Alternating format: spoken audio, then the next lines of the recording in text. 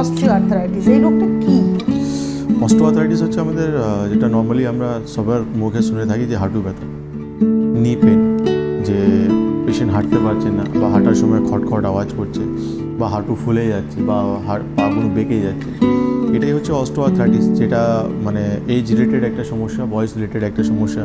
যে যখন আমাদের একটা বয়স হয়ে যায়, সারা জীবনে এই জয়েন্টসটাকে আমরা যখন মানে রিপিটলি ইউজ করেছি, যেটা ওয়্যার অ্যান্ড টিয়ার জয়েন্টস বলা হয়, কন্টিনিউয়াসলি ইউজ করার জন্য আলটিমেটলি একটা বয়সের পর আমাদের হাঁটুর একটা সমস্যা চলে আসে, যাকে আমরা অস্টিওআর্থারাইটিস বলি। এই রোগটা হওয়ার সম্ভাবনা কাদের বেশি? এটা তো একটা বয়স রিলেটেড, আমি বলে দিলাম যে বয়স রিলেটেড একটা সমস্যা, যে একটা বয়সের পর ম্যাক্সিমাম লোকের এই হাঁটু সমস্যা দেখা যায়।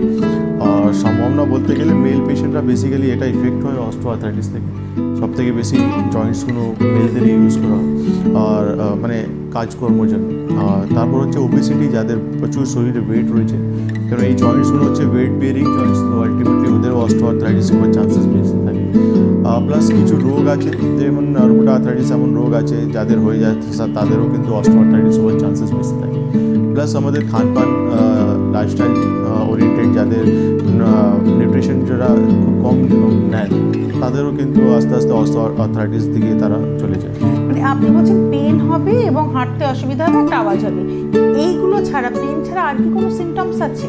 পেন রয়েছে, মর্নিং স্টিফনেস রয়েছে, ঘুম থেকে ওঠার পরও ঝট করে মাটিতে পা দিতে পারবে না, বসে একটু রিল্যাক্স হয়ে তারপর গিয়ে কোনো কাজকর্ম করতে পারবে। তো পেন, স্টিফনেস, ইনফ্লামেশন, মানে সোয়েলিং থাকবে, হাঁটু ফুলে যাবে, পেশেন্ট দেখতে পারবে, বুঝতে পারবে।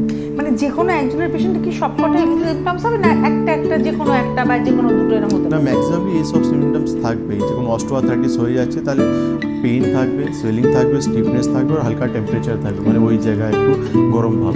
আচ্ছা, নমস্কার, কে রয়েছেন? হ্যালো, আমি শঙ্করী ঘোষ বলছি। কোথা থেকে? ঢাকাটার থেকে। কথা বলুন। 76 বছর বয়স আমার। হ্যাঁ, কথা বলুন। হ্যাঁ বলছি ডাক্তারবাবু, বলুন। 76 বছর বয়স। আমার একবার হার্নিয়া হয়েছিল, অপারেশন হয়ে গেছে, কিন্তু আমি আর অপারেশন করতে চাইছি না।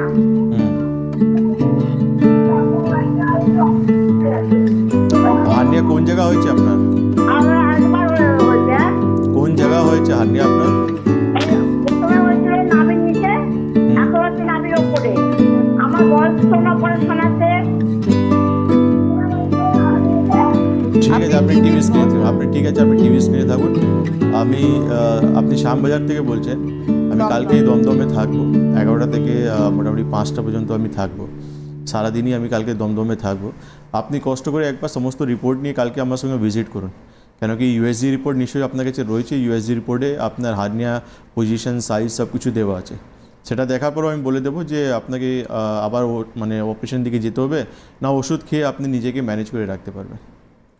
যোগাযোগ করতে থাকুন আপনারা, টেলিফোন নাম্বার রয়েছে, সরাসরি কথা বলতে পারেন। পাশাপাশি হেল্পলাইন নাম্বার যেটা, সেই নাম্বারটি 24 ঘন্টার হেল্পলাইন নাম্বার, আপনারা ওখানেও ফোন করে অ্যাপয়েন্টমেন্টও নিতে পারেন বা আপনার রোগের সমস্যা মানে আপনার কথা বলে আপনি ডিটেল পরবর্তী পদক্ষেপও জানতে পারেন। চলে যাই আমরা যেটা আলোচনা ছিলাম, যে অস্টিওআর্থারাইটিস। তো সিমটমসগুলো আমরা বলে দিলাম বেসিক্যালি। আর এটা কনফার্মেশন করতে গেলে, আচ্ছা, আর একটা সবথেকে ইম্পর্টেন্ট জিনিস, যেটা ক্রিপিটেশন একটা সাউন্ড থাকে, মানে যখন পেশেন্ট হাঁটেন খট একটা হাঁটু ঘষা পড়ে, তো সেই আওয়াজগুলো শোনা যায়। কেন কি সাইনোভিয়াল ফ্লুইড শুকে গেছে, তো জেলিগুলো যেটা শুকে গেছে, তখন হাঁটুটা আলটিমেটলি একটা ঘর্ষণ পড়ে, তো সেই সাউন্ডগুলো কিন্তু শোনা যায়। আর আমরা ক্লিনিক্যালি যে পেশেন্টকে যখন আমরা হাত দিয়ে হাঁটুতে নিকে আমরা দেখি, তখন একটা ক্রিপিটেশন সাউন্ড আমরা পাই। তো আমরা কনফার্ম করি ক্লিনিক্যালি যে patient is suffering from osteoarthritis. আর বেশি কনফার্ম করতে গেলে বা স্টেজেস জানার জন্য আমাদের কাছে এক্স রে রিপোর্ট রয়েছে। এক্স রে রিপোর্ট আমাদেরকে বলে যায় যে অস্টিওআর্থারাইটিস পেশেন্ট কোন পজিশনে দাঁড়িয়ে আছে, সে সেকেন্ড স্টেজে রয়েছে না থার্ড স্টেজে না ফোর্থ স্টেজে পেশেন্ট দাঁড়িয়ে আছে।